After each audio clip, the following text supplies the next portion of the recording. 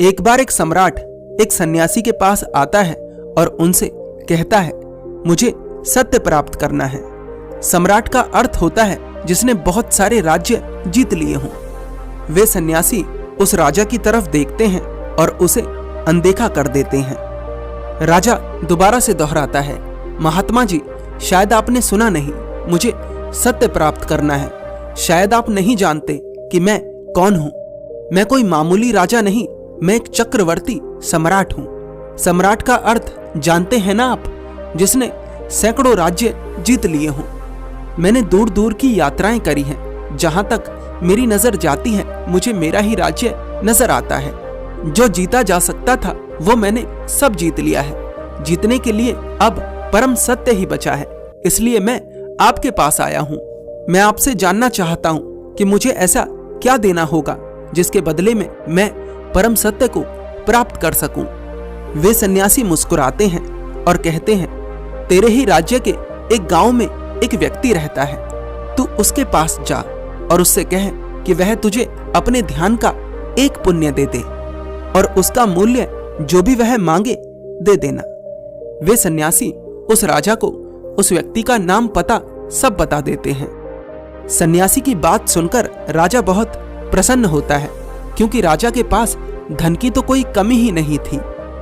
राजा तुरंत उस व्यक्ति के पास पहुंचता है और उससे कहता है, तुम्हें जो चाहिए वो तुम ले लो। राज्य चाहिए राज्य ले लो, धन चाहिए धन ले लो, जो तुम्हारा मन करे वो ले लो, लेकिन मुझे अपने एक ध्यान का पुण्य दे दो। वह व्यक्ति राजा की बात सुनकर बहुत चौंकता है और कहता है, ये बड़ा मुश्किल है। मैं तुम्हें अपने प्राण दे सकता हूं, लेकिन ध्यान का पुण्य नहीं। ऐसा नहीं कि मैं देना नहीं चाहता, बात यह है कि मैं दे ही नहीं सकता।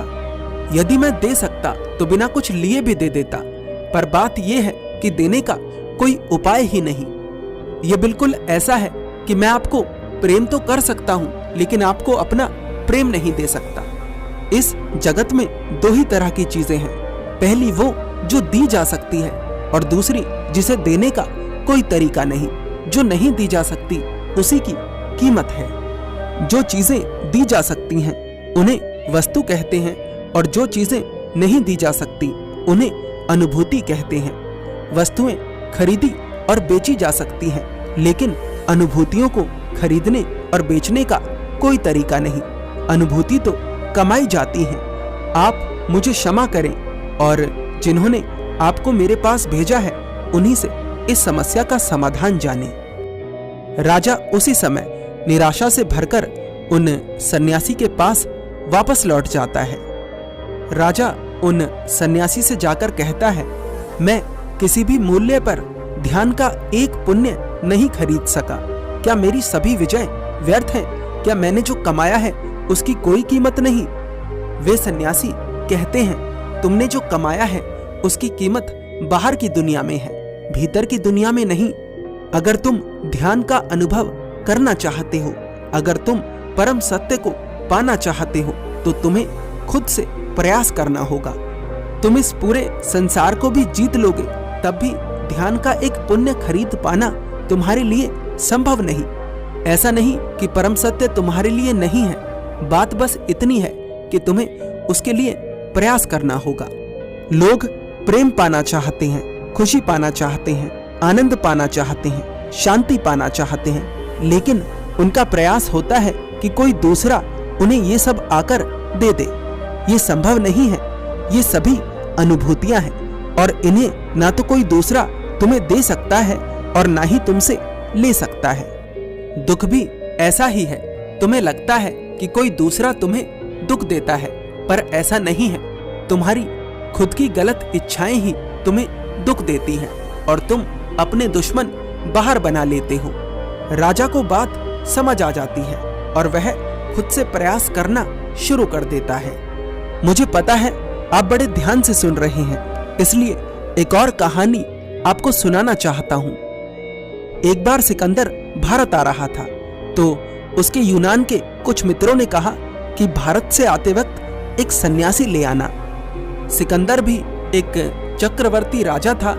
आप में से बहुत सारे लोग उसे जानते होंगे।